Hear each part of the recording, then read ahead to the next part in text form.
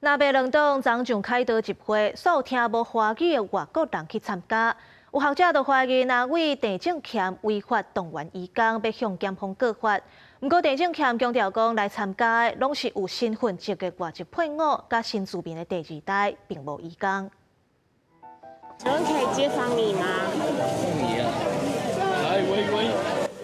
伫4日6开刀集会现场，向一寡伫国民党立委陈正钦无啊的民众要进行采访。访问的人敢听无国语，有时找一个敢若使用越南语的民众斗相共翻译，对方则用中文回答讲：受这哥哥传阮来。这段画面伫网络内流传，学者林志杰质疑陈正钦动员外籍移工上开刀，牵涉违法，要向检方来告发伊。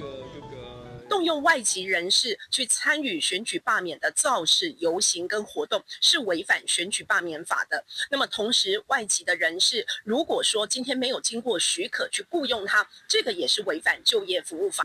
对着学者指控，有参加集会新住民27下晡是到民进党新竹市党部交这个抗议书，抗议民进党歧视新住民，应该向新住民族群公开核实的，也要求林志杰撤回此案指控。陈正钦办公室时发出声明讲，这个参加的人拢是自由参加的，活动因为如何，支持者甲服务团队吐无内底。也强调，参加的人拢是有咱国身份证的外籍看守，也有新二代，无移工参加。国民党新竹市党部也好林动员强调，这个所有参加的人拢是自由响应的。因为车辆比较紧张，没有办法参与。我们其实鼓励他们搭乘大众运输工具自行前往。对，所以其实真的没有特别动员。就业服务法明文规定，移工来到台湾工作，是要申请工作许可，不能够去从事没有经过劳动部许可的工作项目。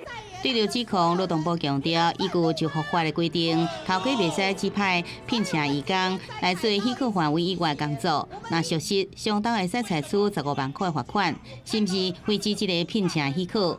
也强调会加移民署到店来查处。记者综合报道。